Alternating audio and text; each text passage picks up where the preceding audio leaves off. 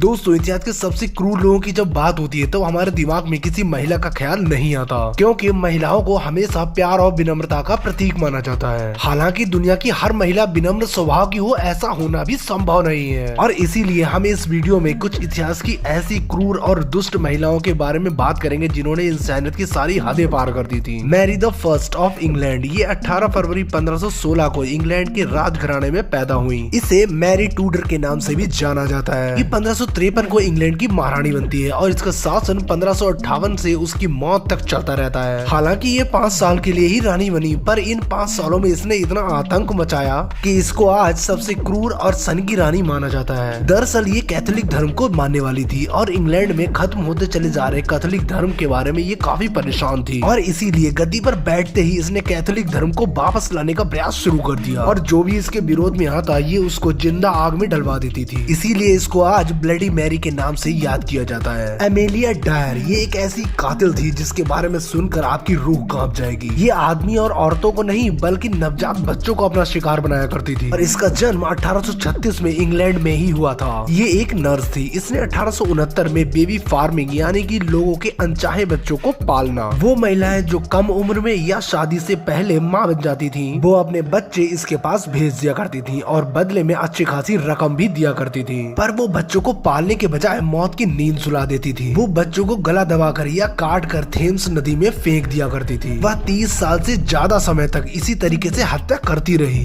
पर 1896 में एक बच्चे की डेड बॉडी थेम्स नदी में मिलने पर इसको गिरफ्तार कर लिया गया, और आरोप सिद्ध होने पर 10 जुलाई 1896 को इसको फांसी पर लटका दिया गया। बताया जाता है इसने अपने समय में लगभग 400 से ज्यादा बच्चों की हत्या की थी। और ऐसे ही मजेदार और इंटरेस्टिंग फैक्ट्स के लिए सब्सक्राइब करें।